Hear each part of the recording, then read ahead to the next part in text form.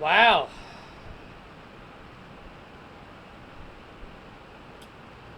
Wow. It has been a while since I've come on here and I've actually, been surprised about something in NXT. NXT lately has really not been at its best. And even I will admit that. I know some people will still think NXT has never changed. But I think it has. I think NXT has changed a lot since moving to USA Network and being taken out of the WWE Network. Because when it was just your WWE Network special, we could watch it for an hour and it'd be alright. But now you got an extra hour. And NXT over the last several months and most of last year wasn't really all that good. They had a few good takeovers. They didn't have many good takeovers. But I will definitely say this NXT takeover was definitely one of the best we've had in a while. Every match was good. Every match had their highlights. And we also had a big shock to our system at the very end of the show. So we began with Dakota Kai and Rachel Gonzalez taking on Ember Moon and Shotzi Blackheart in the finals of the Women's Dusty Rhodes Classic. You know what I find ironic about this? Is Ember Moon. She's the ironic one in this entire tournament. Ember Moon has gone out and stated time and time again that she's not a tag team wrestler. She's gone out of her way so many times to say she's not much of a tag team performer. She doesn't like being in a tag team. She'd rather be a singles competitor. She has said this time and time again. She doesn't want to have anything to do with the tag team division. And here she is in the finals of the Women's Dusty Cup, potentially earning a chance at the WWE Women's Tag Team Championships. And that's actually what the winner was getting in this tournament. Finally, finally, something that is actually earned and deserved. This is what I've been saying about this Dusty Cup. The whole Dusty Cup should be done as, the winner gets a title shot. That's really what they should be about. No, they shouldn't just be a trophy. You should also get a title shot too.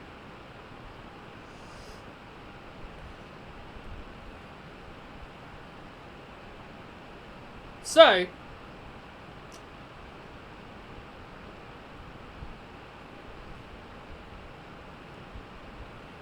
yeah, the ironic thing here is that Ember Moon, the woman, or as I like to call her, Little Miss I don't want to be in a tag team, is in the finals of something that she didn't even want to be a part of. Something that she doesn't like being a part of, I should say. And that's a tag team. But the good news about this is Dakota Kai and Rachel Gonzalez won this match. I'm not the biggest fan of Shotzi Blackheart either.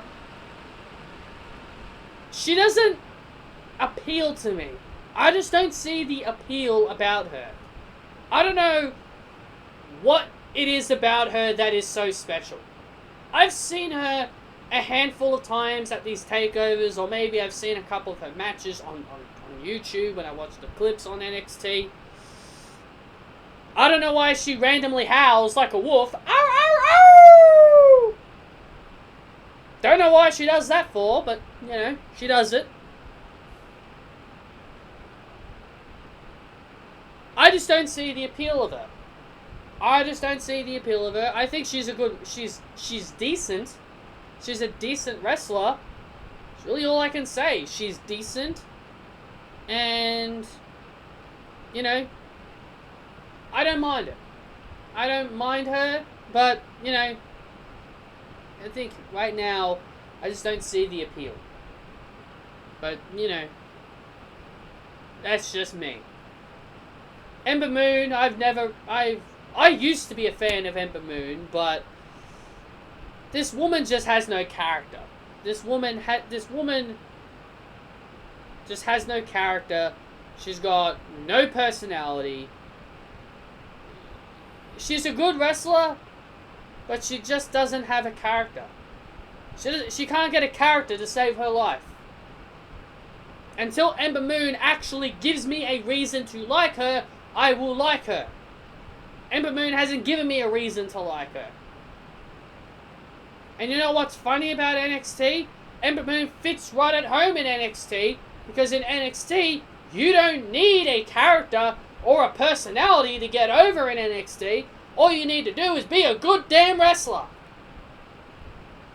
That's all you need to do in NXT. If you want to get over in NXT, don't have a character, don't have a personality, just be a good wrestler.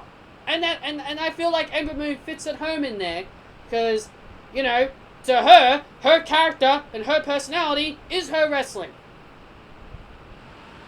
That's why she failed on the main roster. Not because Vince McMahon poorly booked her. It's because she just didn't have a character. But overall, I did enjoy the match. I did enjoy this match. Despite me not being a big fan of Shotzi and me not really being a big fan of Ember Moon, I consider Ember Moon a bum, in my opinion. But overall, I did enjoy the match. Dakota and Rachel won. Remember when Rachel Gonzalez pinned Io Shirai at War Games?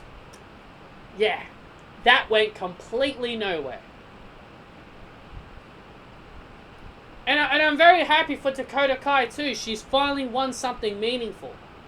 She's been on NXT for what? 4 years? 5 years? I don't know how long she's been there. I know she's been there for a long time though. She's been on NXT for a really long time, and she's now finally getting a big payday. I would love to see her and Rachel Gonzalez be the next Women's Tag Team Champions. If there's any title Rachel Gonzalez would fit and benefit from, it's the Women's Tag Team Championships with Dakota Kai. Rachel Gonzalez is someone I'm not a big fan of either. Man, 3 women in this match I'm not a fan of, and I still consider this a good match. I think Rachel isn't really that great. I've heard some people compare her to Beth Phoenix. I didn't really find Beth Phoenix a good wrestler either, so yeah, I guess if you really go that description, then I guess so. But overall, you know, it was a good match. I was more happy for Dakota than anything. So they get a future chance at the Women's Tag Team Championships. So does this now mean Lana and Nia are gonna be... Did I say Lana and Nia? Naomi and Lana. I guess this now means Naomi... I'm now thinking, does this mean Naomi and Lana win the titles from Shayna Baszler and Nia Jax? Because Dakota and Rachel are heels. And you just had a heel team win the Dusty Cup.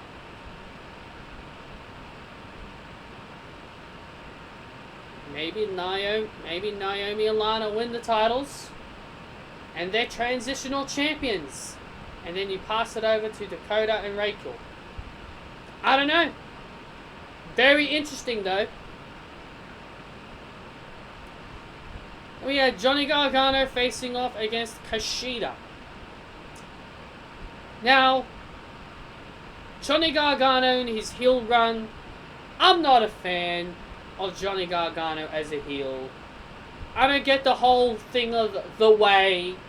Oh my god, and their catchphrase is so ironic. If you're not with the way, then stay out of the way. Really? Really? If you're not with the way, get out of the way. Really? That is so stupid and so corny. Well, I guess if you're called the way, then you got to do things your way. I'll do this my way. And if you don't like it, you can get out of the way. Because my way is better than your way.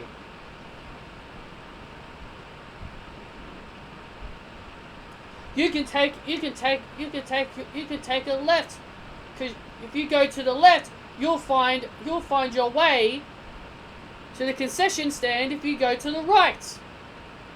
You want to go to the park, you want to find where the park is, look over to your left and walk down there, because that's the way.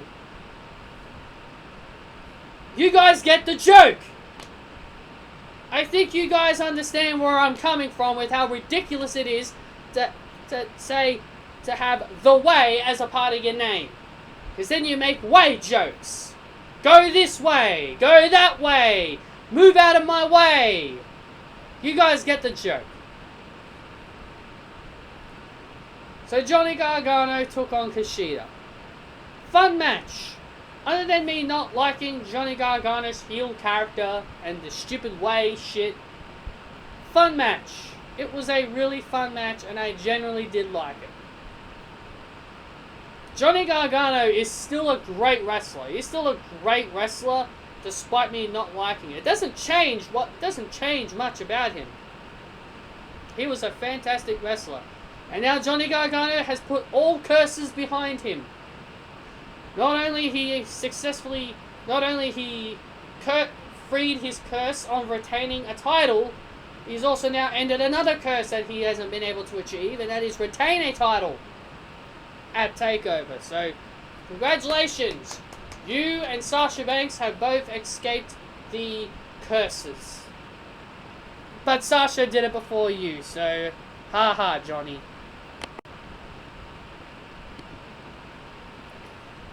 So after that really fun match, then we move on to MSK.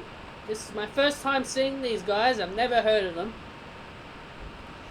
Nash Carter and Wes Lee, MSK. I don't even know what the hell that even stands for. And they took on the grizzled young veterans. Why do they call themselves the griddle young veterans? Is it because they're veterans of wrestling? Who knows? This was another really good match. I really did enjoy this tag team match. I thought both MSK and GYV, as what people have been calling them for short, I think both teams are, very good. And Zach Gibson, had a really hilarious promo at the start. He told MSK to take their flips and take their pants and shove it up their ass. That was pretty funny.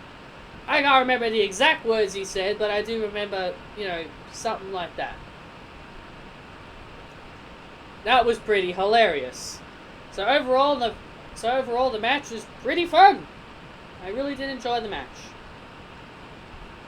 And MSK are your winners, and they will be receiving a tag team title match in the near future. Ooh. Bringing in a new team, and then having them win the Dusty Cup immediately. Also, but overall, I'm not going to complain. I think this year was definitely a lot better for the Dusty Cup, because WWE, for some weird habit, just tends to have these makeshift teams, win the Dusty Cup. I never liked that. I never liked them, like they did it with Matt Riddle and Pete Dunne. They did it with Ricochet and Aleister Black. They've had makeshift teams win tournaments. And I've never liked it. I've never liked that. To me, it's just silly. Like, it just makes your actual legit teams look silly. And they did have makeshift teams in this one too. The only makeshift teams that they had in this tournament, just from me reading off this list here, was August Gray and Kurt Sataloon, Jake Atlas and Eli Swerve Scott, Kushida and Leon Ruff, Daivari and Tony Nese. And every other team after that, well, I guess Tommaso Ciampa and Timothy Thatcher are a makeshift team, because they only tag teamed because they respected each other. So I'm glad they actually had a legit team. I'm glad they had an actual team win the tournament. Same thing here with the women. Ember Moon and Shotzi Blackheart was a makeshift team. I think all the women's tag teams, other than the way Casey, I don't know how to wear a mask, Catanzaro, and Kaden Carter, and the eventual winners Dakota Kai and Rachel Gonzalez, you only had 3 real teams in there, and while the rest were just makeshift teams. I don't like it when they have makeshift teams win tournaments, and I'm glad they didn't do it this year. So I'm not really going to complain about the Dusty Cup this year.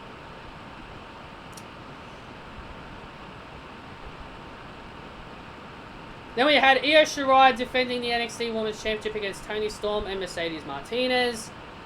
This match disappointed me because wrong woman won. The wrong woman won here. I felt like this was the perfect time to end Io Shirai's title run. Io's run has been very underwhelming. It hasn't been as good as people make it sound like.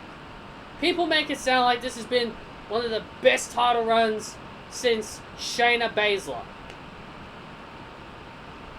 Look, I don't like Shayna Baszler, but even she's had, in my opinion, at least Shayna's title run was more important than Io Shirai's. Even Charlotte, the little brief time she had it, at least it was more important than Io Shirai, just in my opinion. Io Shirai, in my opinion, hasn't really been that great of a champion. I think her reign has been very underwhelming. As I said, that time when she lost to Raquel Gonzalez in the War Games, that led to nothing. That really led to nothing, so I don't know why you even bothered doing that. And yeah, I just don't think Io's run has been impressive. Has been as impressive as people make it sound to be. It's just my opinion. You don't need to get your pitchforks ready and raid my house, all because I said Io Shirai's reign hasn't been impressive. It's just my opinion. I don't think it's been as good. I really felt like this was the night where it should have ended.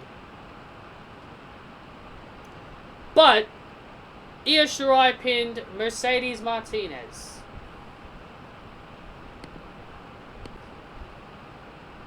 So I hope we do get Io versus Toni Storm on WrestleMania weekend.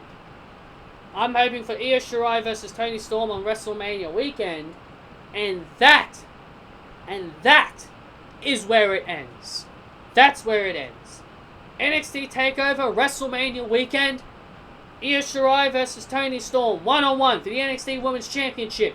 That's when you end Io's title run. Toni Storm is the woman, and I don't care what anyone says. Toni Storm is the woman to beat Io Shirai. Toni Storm is 2-0 against Io Shirai. Io Shirai has never beaten Toni Storm in a match. She pinned Mercedes Martinez. She didn't beat Toni Storm. Io Shirai can't beat Toni Storm. That's where it ends. Toni Storm Storm Zero's Io And then we can finally have the reign of Tony Storm, an Australian that I can actually be proud of. Because I swear to God, WWE just love screwing and robbing the Australian wrestlers of glory, of championships, every single time. Rhea Ripley and Toni Storm both had good runs with the UK belt.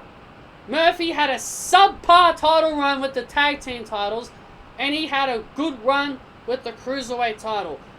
And Buddy Murphy, he made that Cruiserweight Championship relevant. Ever since that title left his waist, I haven't given two shits about that title, because every other person that has held it after him has made it crap. The Iconics were not given a fair chance with the Women's Tag Team Championships. They were just given the belts just to be treated as comedy acts. Time to make the Australians a threat. And Rhea Ripley also had a good run with the NXT belt. Yeah, lost to Charlotte, at WrestleMania. Yes, I was upset, but I like Charlotte, so I wasn't really all that mad. But I really am hoping Rhea Ripley makes it to the main roster. But considering what's been going on over the last few weeks, I doubt she even is on the main roster. But it's time to make the Australian wrestlers feel important. I'm tired of them being treated as just stepping stones for other people. But anyway, moving on. We'll talk about the final thing that happened, and that was Finn Balor defending the NXT Championship against Pete Bum. My throat's still acting up, but I'm feeling better. If I'm this energetic, then I'm feeling good. So Finn Balor's defending his title against Pete Bum, and being accompanied to the ring by his bum boys, Oney Lorcan and Danny Burch, who are, by the way, your NXT Tag Team Champions. When are they defending those titles? More importantly, when was the last time they defended them? Yeah, what a great title reign Oney Lorcan and Danny Burch are having. Please. I've been hearing people saying that they deserve a title run. Yet, how many times have they defended those titles since winning them? If my memory serves me correctly, it was only once. And that was against Breezango. Anyway. Finn Balor would retain here. He would beat Pete Dunne. Thank Christ, I do not want Pete Dunne as my bloody NXT champion. If there's one thing I don't like about Pete Dunne, is that I just don't like the way he wrestles. I do not like the way he wrestles. I don't like how he just...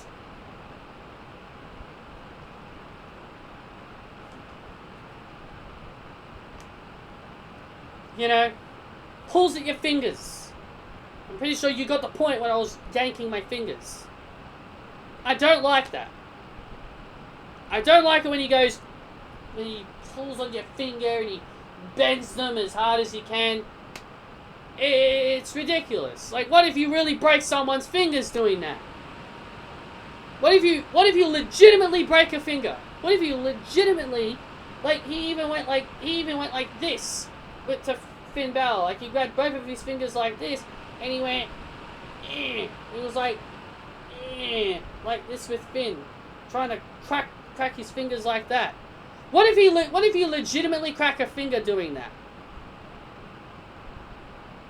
That's why I don't like it, because I feel like he could legitimately break someone's fingers doing that, and it's called joint manipulation, and I don't like it. I think it's ridiculous. I think it's a silly way to wrestle, and he also wrestles a lot like Shayna when it comes to submission grappling as well. Not saying he's not saying he's from MMA or anything like that, but I just think it's stupid. I just think it's really damn stupid. That I don't like the way Pete Dunne wrestles. I just think it's just not good. I just think it's very unhealthy for your fingers. It's very unhealthy for your fingers. If I was wrestling, I'd say, if I was a wrestler, I'd say, you keep me the hell away from Pete Dunne. I don't want this guy yanking on my fingers.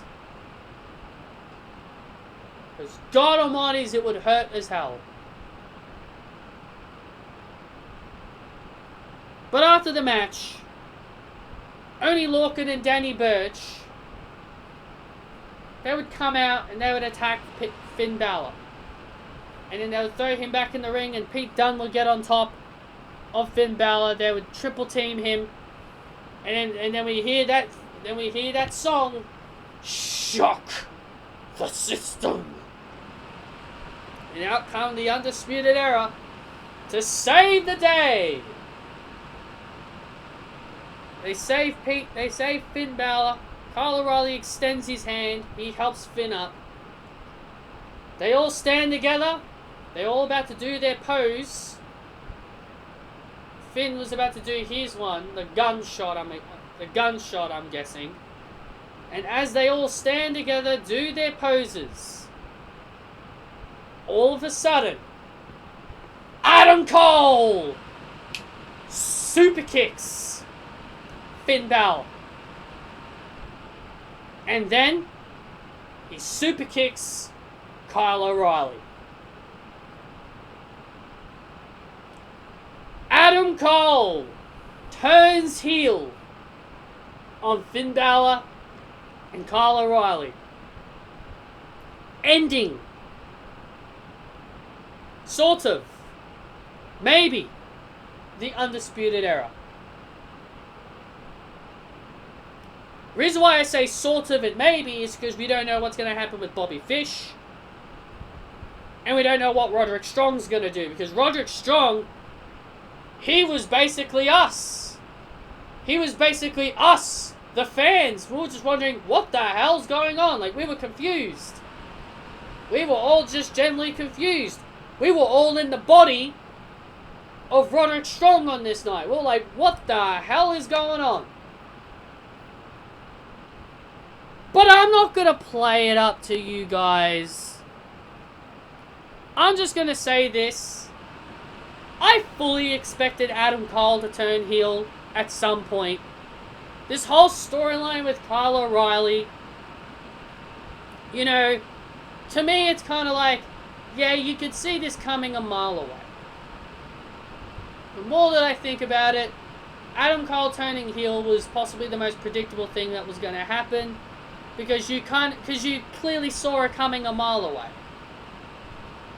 But I will say, I did like it. I did like the ending. I thought it was very well done. It gets people excited to watch NXT next week. To see what Adam Cole has to say. So what do you guys think? What do you guys think Roderick Strong does? Do you think he sides with Adam Cole? Do you guys think he sides with Finn Balor and Kyle O'Reilly? What do you think Bobby Fish is going to do? Who knows? This is why I say, kind of, and sort of, breaking up the Undisputed Era. Because what happens if Roderick Strong and Bobby Fish stay loyal to Adam Cole? Then that means the Undisputed Era is still a thing. And secondly, if Roderick Strong and Bobby Fish side with Kyle O'Reilly, then you can technically still do an Undisputed Era with Kyle O'Reilly, Bobby Fish, Roderick Strong, and he can add Finn Balor. Because since Finn Balor and Kyle O'Reilly seem to become best buddies now, seems like now they're best buds, you know, Kyle could always add Finn to the party. A lot of people are sad that the Undisputed Era is over. You guys don't know that, because they could come up with other ways to get the Undisputed Era together. And I just gave you guys 2 scenarios right there. That if Bobby and Roddy side with Cole, Undisputed Era. If Roddy and Bobby side with Kyle, Undisputed Era, they can just include Finn Balor and not worry about Adam Cole since he'll be on his own. So the Undisputed Era is sort of dead. We don't know what's going to happen yet. But overall, I thought this was a very good edition of NXT. I've been waiting for NXT to be this good, for quite a while. Hasn't been this good since 2018, in my opinion. 2018, 2019, in my opinion. I also miss the days of the horsewomen. So, you know.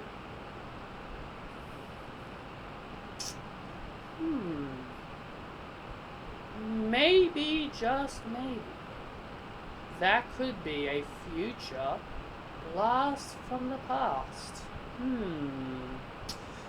That gives me a good idea. Well, I'll think about it. Anyway, I hope you guys enjoyed this review. Hit that thumbs up. Comment your thoughts and opinions down below. And I will see you all tomorrow for Monday Night Raw. This is going to be awful.